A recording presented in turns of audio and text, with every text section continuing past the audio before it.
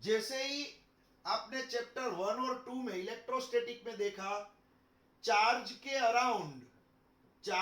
Around electric field होता है। ये नेगेटिव चार्ज है, इलेक्ट्रिक फील्ड अंदर जा रहा है। ये पॉजिटिव चार्ज है, इलेक्ट्रिक फील्ड बाहर निकल रहा है। ये दोनों ही स्टेशनरी चार्ज है, दोनों ही स्टेशनरी है, अपनी जगह पे ही पड़े हुए हैं। दोनों ही स्टेशनरी चार्ज है और इसके अराउंड सिर्फ क्या है, इलेक्ट्रिक फील्ड। लेकिन चैप्टर 4 के अंदर यही चार्ज अब दौड़ना स्टार्ट कर देगा।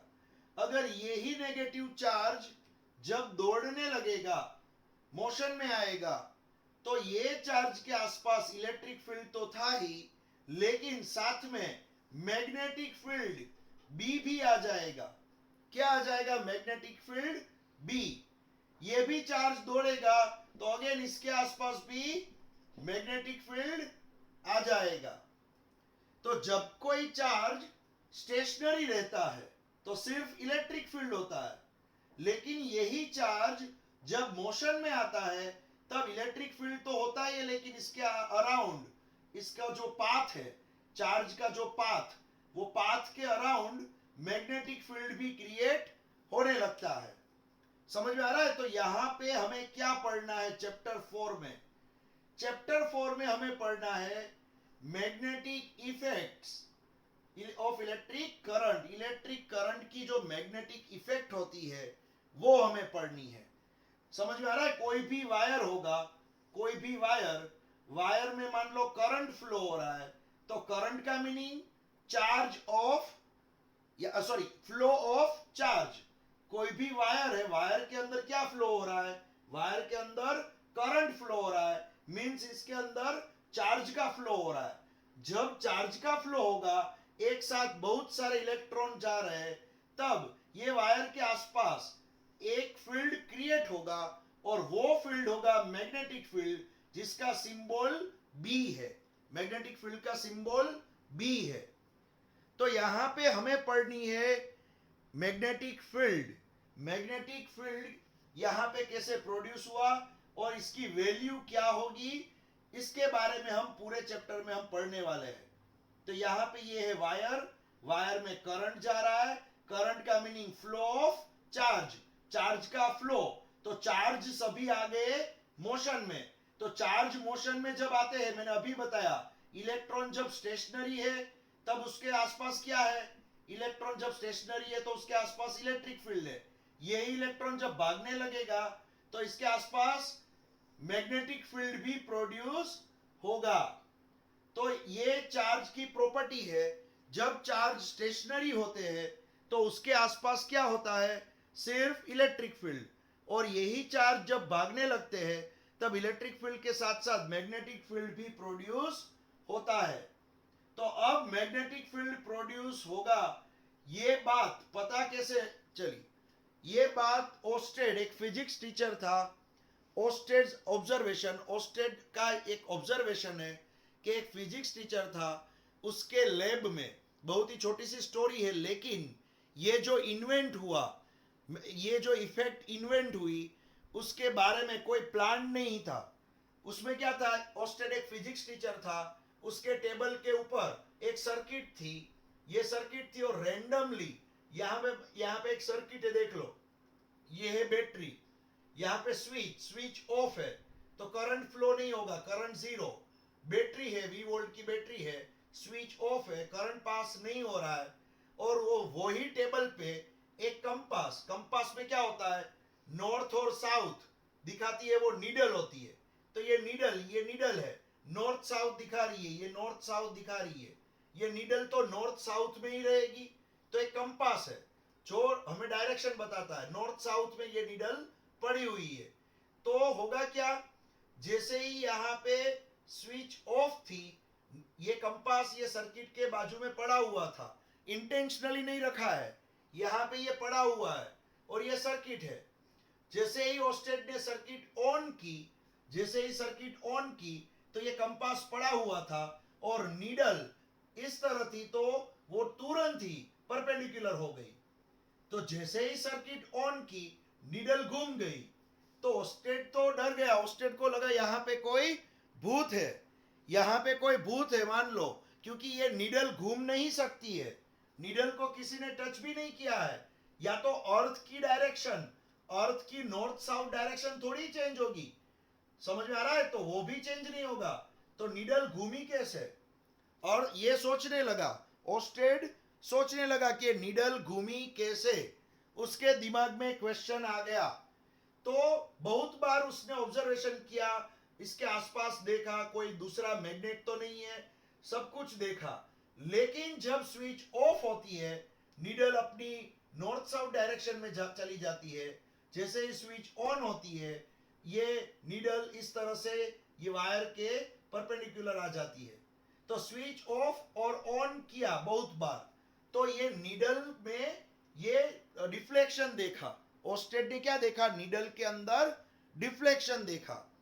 तो ओस्टेड को तब पता चला कि ये नीडल कब घूमेगी, ये नीडल है क्या, कंपास के अंदर जो नीडल होती है वो नीडल क्या होती है, मैग्नेट होता है, ये मैग्नेटिक नीडल होती है, ये क्या होता है, मैग्नेट। तो मैग्नेट को कौन घुमा सकता है, दूसरा मैग्नेट, मैग्नेट को रिपल्सिव फोर्स या तो एट्रैक्टिव फोर्स से, आपको मालूम है ये एक मैग्नेट है उसका नॉर्थ, ये दूसरा मैग्नेट है उसका नॉर्थ, नॉर्थ नॉर्थ पे क्या करेगा, रिपल्सिव फोर्स, और यहां पे नॉर्थ है यहां पे साउथ है, तो नॉर्थ साउथ पे क्या करेगा, एट्रैक्टिव फोर्स। तो ये नीडल को कौन घुमा रहा है, तो ये नीडल क्या है पहले वो बताओ, नीडल मैग्नेट है, नीडल क्या है, मैग्नेट। तो ये मैग्नेट को कोई दूसरा मैग्नेट ही घुमा सकता है, मैग्नेट को कोई दूसरा मैग्नेट ही घुमा सकता है, और वो दूसरा मैग्नेट क्या होगा। तब ओस्टेड ने बहुत सारे ऑब्जर्वेशन किए, ऑब्जर्वेशन के बाद ओस्टेड को पता चला कि जब भी वायर में, याद रखना बच्चों, जब भी कोई वायर में करंट जाता है, करंट फ्लो होता है, तब वो वायर के आसपास, वो कंडक्टर या तो वायर, वो कंडक्टर के आसपास एक फील्ड प्रोड्यूस होता है, ये दिखता नहीं है, मैग्नेटिक फील्ड कभी दिखता नहीं है, ये फील्ड प्रोड्यूस होता है, और ये फील्ड मैग्नेटिक फील्ड है जिसका सिंबल बी है। तो इन शॉर्ट हुआ क्या, जब भी कोई वायर में चार्ज पास हुए, फ्लो ऑफ चार्ज, जब भी कोई वायर में चार्ज पास हुए, तो चार्ज जब मोशन में आते हैं, मैंने अभी बताया चार्ज जब मोशन में आते हैं तो उसके आसपास क्या क्रिएट होता है, मैग्नेटिक फील्ड। तो ये पूरे वायर के आसपास मैग्नेटिक फील्ड होगा, और ये मैग्नेटिक फील्ड की वजह से ही मैग्नेट घूमा, मैग्नेटिक फील्ड की वजह से ही मैग्नेट घूमा। ये है ओस्टेड का ऑब्जर्वेशन, ये है ओस्टेड का ऑब्जर्वेशन, मैग्नेटिक फील्ड की वजह से ही मैग्नेट घूमा है। जैसे ही स्विच ऑफ कर देते हो, चार्ज पास नहीं होता है वायर के अराउंड, ये वायर के अराउंड कोई भी मैग्नेटिक फील्ड नहीं होता है, तो ये नीडल अपनी मेन डायरेक्शन नॉर्थ साउथ में ही स्टेबल होती है। लेकिन जैसे ही स्विच ऑन करते हो तुरंत ये वायर के अराउंड मैग्नेटिक फील्ड आ जाता है और नीडल घूम जाती है, नीडल नॉर्थ साउथ में जो पहले थी वो अब वायर के परपेंडिकुलर घूम गई। तो ये कोई भूत नहीं है, ओस्टेड ने लास्ट में पता लगाया कि ये कोई भूत नहीं है, यहाँ पे तो वायर के अराउंड एक फील्ड प्रोड्यूस होता है और वो है मैग्नेटिक फील्ड। तो अब तक किसी को भी मालूम नहीं था, अब तक किसी को भी मालूम नहीं था कि वायर के अंदर करंट फ्लो होता है तो वो वायर के अराउंड मैग्नेटिक फील्ड आ जाता है, क्योंकि ये दिखता नहीं है, ये मैग्नेटिक फील्ड दिखता नहीं है। आप आपके घर में कहीं आसपास देखो, आपके घर में कहीं आसपास देखोगे ना तो बहुत सारे वायर होंगे, जब स्विच ऑन करते हो तो वो वायर के आसपास मैग्नेटिक फील्ड दिखता है क्या, नहीं दिखता है, मैग्नेटिक फील्ड दिखता नहीं है।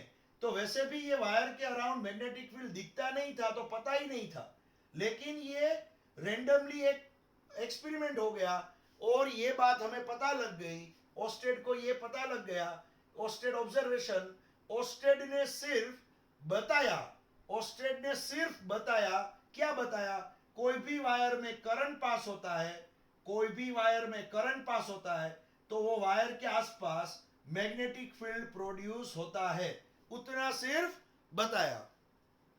और उसने ये चीज सबको जैसे ही बताई तो दूसरा क्वेश्चन हुआ कि ये वायर है, ये वायर से इतना दूर, वायर से इतना दूर पी पॉइंट है, वायर से इतना दूर पी पॉइंट है, मुझे पी पॉइंट पे बी चाहिए, बी मैग्नेटिक फील्ड चाहिए। वायर से इतना दूर पी पॉइंट है तो मैग्नेटिक फील्ड कितना होगा यहां पे, उसकी वैल्यू चाहिए। जब पी पॉइंट में यहां पे ले लूंगा, यहां पे ले लूंगा, तब बी कितना होगा। जब पी पॉइंट में यहां पे ले लूंगा तब बी कितना होगा, पास जाऊंगा दूर जाऊंगा तब बी क्या होगा, उसकी वैल्यू क्या होगी। तो वैल्यू को लाने के लिए इक्वेशन चाहिए, वैल्यू को लाने के लिए क्या चाहिए, इक्वेशन। और ये इक्वेशन ओस्टेड ने नहीं दिया है, इक्वेशन ओस्टेड ने नहीं दिया, ये जैसे ही ओस्टेड ने बताया उसका इक्वेशन ढूंढने के लिए बायो-सावर्ट्स ने प्रिपरेशन कर ली और उसने दूसरा लॉ दे दिया। थोड़े ही टाइम में बायो-सावर्ट ने क्या किया, एक अपना लॉ दिया जिसके अंदर बी का फॉर्मूला दे दिया। क्या दे दिया, बी का फॉर्मूला। तो बी फाइंड किसने किया, ओस्टेड ने। बी फाइंड किया ओस्टेड ने, लेकिन बी का फॉर्मूला फाइंड आउट किया ये बायो-सावर्ट्स लॉ ने। तो ये फॉर्मूला क्या है, देखो ये चैप्टर के अंदर बायो-सावर्ट्स लॉ के सम्स बहुत ही काम के हैं। जेडब्ल्यू नीट या तो बोर्ड, जेडब्ल्यू नीट या तो बोर्ड के अंदर बायो-सावर्ट्स लॉ बहुत ही मोस्ट आईएमपी है। बायो-सावर्ट्स लॉ बहुत ही मोस्ट आईएमपी है, बहुत ही इजी है वैसे बायो-सावर्ट्स लॉ। लेकिन चलो हम यहां पे मैं आपको बायो-सावर्ट्स लॉ पढ़ाता हूं, ध्यान रखो। बायो-सावर्ट्स ने क्या बताया, मैग्नेटिक फील्ड का फॉर्मूला बताया। फाइंड किसने किया था, ओस्टेड ने। चलो अब बायो-सावर्ट्स लॉ हम पढ़ेंगे। ध्यान रखना बच्चों, बायो-सावर्ट्स लॉ क्या है सुनो। अगर कोई वायर है, ध्यान रखना, अगर कोई वायर है, ये वायर में पास हो रहा है करंट, ये पूरा वायर है, वायर में करंट पास हो रहा है, तो वायर से हमें इतने दूर पी पॉइंट पे मैग्नेटिक फील्ड की वैल्यू चाहिए। मैग्नेटिक फील्ड मींस बी की वैल्यू चाहिए। ये वायर है, वायर से इतने दूर पी पॉइंट पे हमें मैग्नेटिक फील्ड बी की वैल्यू चाहिए। तो सबसे पहले क्या करना है, सबसे पहले मैं क्या करूंगा, ये जो वायर है उसमें से थोड़ा सा पीस, छोटा सा पीस एज्यूम करूंगा, इतना सा पोर्शन, वायर में इतना सा छोटा सा पीस एज्यूम करूंगा। ये जो पीस है इसकी लेंथ dl है, छोटा सा पीस है। l लेंथ पूरे वायर की है, मैंने छोटा सा पीस एज्यूम किया जिसको मैंने बोला dl लेंथ। और इसकी डायरेक्शन, करंट ये साइड जाता है तो ये जो छोटा सा पीस एज्यूम किया उसकी डायरेक्शन में ये एज्यूम करूंगा ऊपर की साइड यहां पे। तो ये एक वेक्टर एलिमेंट में ले लूंगा, एक वेक्टर एलिमेंट। तो ये छोटा सा पीस है, छोटा सा पीस, एक एलिमेंट। तो वायर में मैंने क्या किया, वायर में मैंने एक छोटा सा पीस एज्यूम किया है। अब इसमें से पास क्या होगा, करंट पास होगा। तो अगर मैं करंट को ये छोटे से पीस के साथ मल्टीप्लाई कर देता हूं तो इसको मैं बोलूंगा करंट एलिमेंट। क्या बोलूंगा, करंट एलिमेंट। तो जब भी I को मल्टीप्लाई किया जाता है, I को जब मल्टीप्लाई किया जाता है छोटे से लेंथ के साथ, तो I dl को बोला जाता है करंट एलिमेंट, करंट एलिमेंट। तो इतने से करंट एलिमेंट की वजह से, इतने से करंट एलिमेंट की वजह से P के पास क्या होगा मैग्नेटिक फील्ड, वो हमें ढूंढना है। इतने से करंट एलिमेंट की वजह से इसमें करंट जा रहा है, देखो छोटा सा पोर्शन है, करंट जा रहा है। तो इतने से पार्ट की वजह से P के पास क्या होगा मैग्नेटिक फील्ड, और वो मैग्नेटिक फील्ड को मैं dB लूंगा। मैग्नेटिक फील्ड की इंटेंसिटी छोटे से पोर्शन की वजह से, जिसको मैं क्या लूंगा, dB, क्योंकि ये छोटा सा पोर्शन है तो मैग्नेटिक फील्ड की इंटेंसिटी भी छोटी मिलेगी। तो ये करंट एलिमेंट की वजह से P के पास जो इंटेंसिटी होगी उसको मैं लूंगा dB। अब दूसरी एक बात याद रखना, मैग्नेटिक फील्ड वेक्टर क्वांटिटी है। B के ऊपर मैंने वेक्टर किया है, मैग्नेटिक फील्ड वेक्टर क्वांटिटी है, B के ऊपर क्या किया है, वेक्टर। तो आप तुरंत बोलोगे सर ये B की डायरेक्शन कौन सी होगी, B की डायरेक्शन कौन सी होगी, आप तुरंत बोलोगे। तो एक चीज याद रखना, शायद आपने 9th-10th में सीखा होगा, मैग्नेटिक फील्ड की डायरेक्शन, ये वायर है, देखो ये वायर में करंट जा रहा है ऊपर, तो आप right hand rule thumb current की डायरेक्शन में रखोगे, थंब करंट की डायरेक्शन में, और आपके जो फिंगर है, आपके जो फिंगर्स वो जो वायर के अराउंड घूम रहे हैं, वो क्या होगा, बी की डायरेक्शन। तो मैंने ये पेन को पकड़ा इस तरह से, थंब है ऊपर की डायरेक्शन में, क्योंकि करंट ऊपर जा रहा है, तो मेरा थंब रखा ऊपर की डायरेक्शन में, और जैसे ही मेरे ये फिंगर्स ये वायर के अराउंड घूम रहे हैं, देखो ये वायर के अराउंड घूम रहे हैं, तो यहाँ पे क्या होगा, ये मेरे जो फिंगर की डायरेक्शन है वो होगी मैग्नेटिक फील्ड की डायरेक्शन। तो यहाँ पे मैंने थंब रखा, तो स्टूडेंट्स आप बताओ, मैं अगर यहाँ पे थंब रख रहा हूं तो मेरे यहाँ पे अगर मैंने थंब रखा इस तरह से, तो ये जो मेरे फिंगर्स है वो बोर्ड में अंदर जाएंगे। थंब इस तरह से रखा है तो मेरे फिंगर बोर्ड में अंदर जाएंगे। तो P के पास मैग्नेटिक फील्ड अंदर जा रहा है, तो अंदर जब कोई जाता है तब उसको क्रॉस निशानी से हम बताते हैं, क्रॉस। ये क्रॉस का मीनिंग क्या होगा, मैग्नेटिक फील्ड अंदर जा रहा है। तो यहां पे छोटे से एलिमेंट की वजह से P के पास जो मैग्नेटिक फील्ड आया वो अंदर जा रहा है, और अगर ये P पॉइंट यहां पे होता, ये P पॉइंट यहां पे होता, तो यही मेरे फिंगर घूम के बाहर आ रहे होते। तो यहां पे बाहर जब कोई आता है तब डॉट साइन लगती है, डॉट। तो यहां पे P पॉइंट है, तो ये फिंगर अंदर जा रहे हैं, यहां पे देखो ये वायर पकड़ा हुआ है, यहां पे फिंगर अंदर जाएंगे और ये हाथ घूम के ये साइड बाहर आएगा, यहां पे हाथ अंदर जा रहा है, तो ये थंब और ये बोर्ड के पीछे से घूम के यही फिंगर बाहर आएंगे।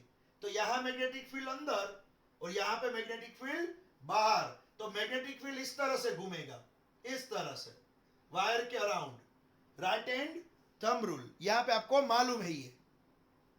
तो मुझे ढूंढना है P के पास, मुझे ढूंढना है P के पास मैग्नेटिक फील्ड की इंटेंसिटी।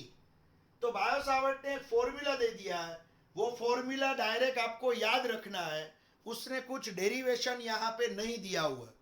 क्या फॉर्मूला दिया है देखो, the intensity of magnetic field due to ideal current element, the intensity of magnetic field due to ideal current element at P point, P point के पास इतने एलिमेंट, पूरे wire की वजह से नहीं, छोटे से एलिमेंट की वजह से P के पास मैग्नेटिक फील्ड की इंटेंसिटी dB इक्वल्स टू क्या होगी, देखो dB इक्वल्स टू, यहां पे क्या होगा, dB equals to mu nought upon 4 pi, क्या होगा, mu nought upon 4 pi into ideal cross R cap upon R square.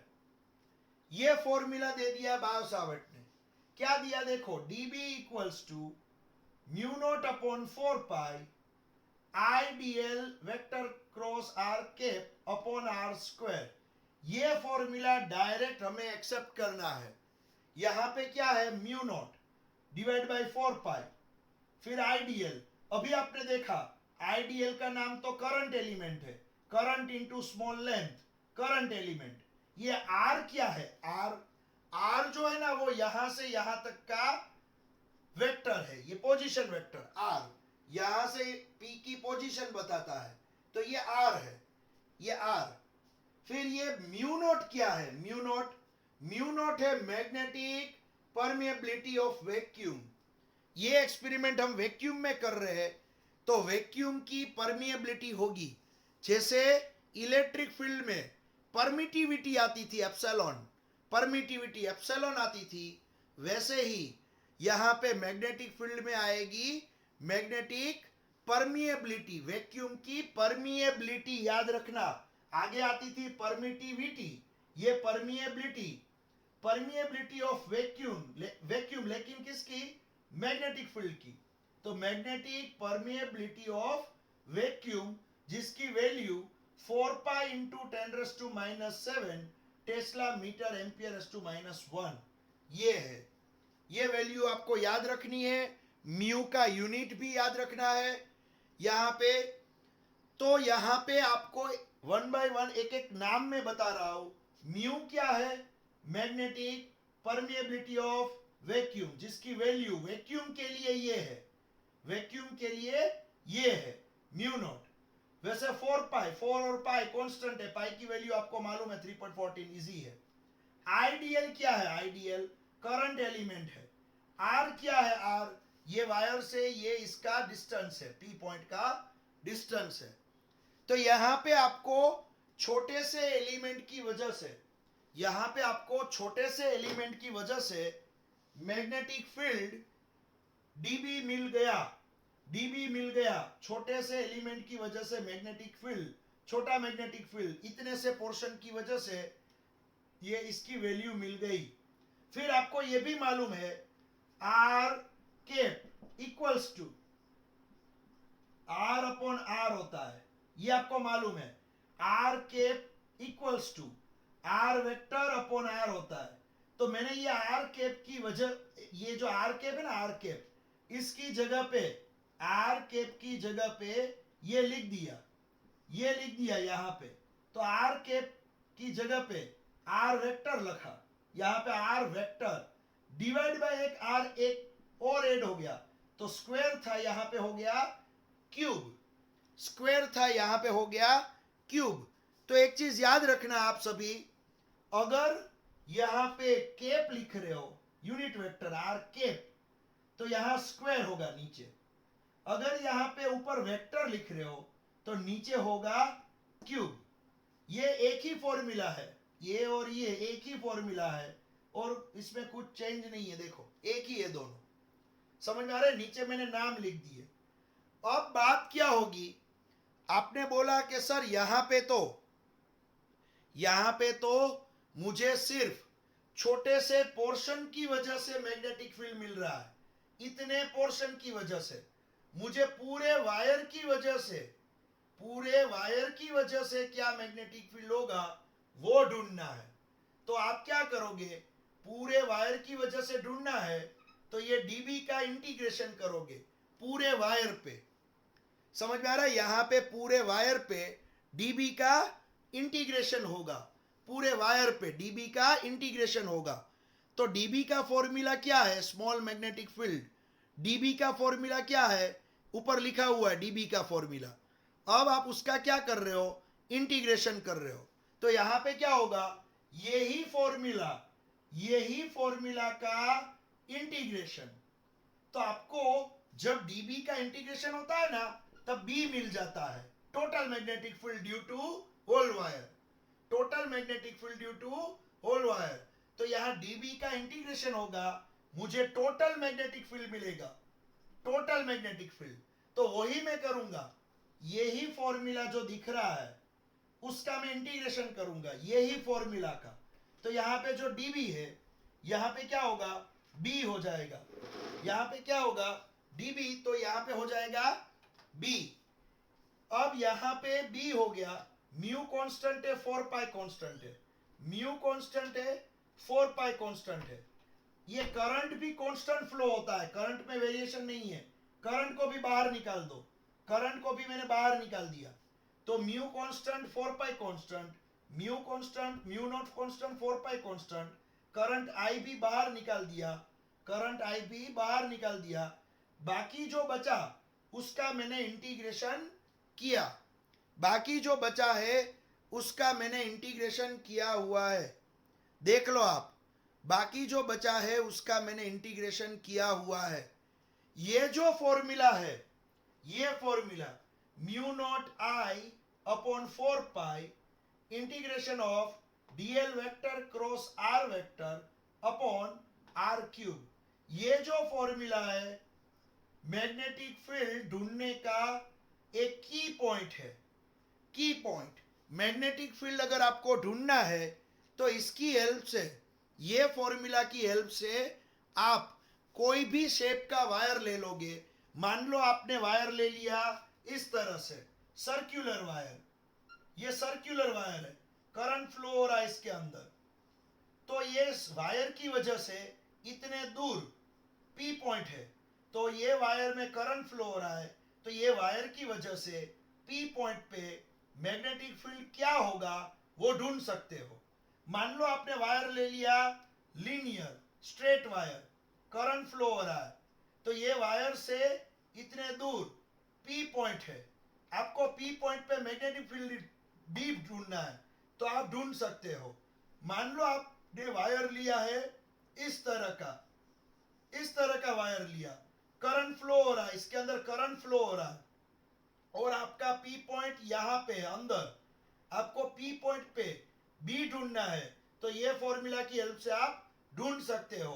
तो हम यही करने वाले हैं, ये चैप्टर में हम यही करने वाले हैं, अलग अलग शेप के वायर लेंगे, अलग अलग शेप के वायर लेंगे और सभी का मैग्नेटिक फील्ड कैसे मिलेगा वो ढूंढेंगे, ये हमारा टारगेट होगा। समझ में आ रहा है? तो बायो-सावर्ट्स लॉ ये आपको मैग्नेटिक फील्ड ढूंढने का फॉर्मूला देगा। ओस्टेड ने मैग्नेटिक फील्ड फाइंड किया, लेकिन वो ढूंढने का फॉर्मूला तो बायो-सावर्ट ने दिया है। समझ में आ रहा है?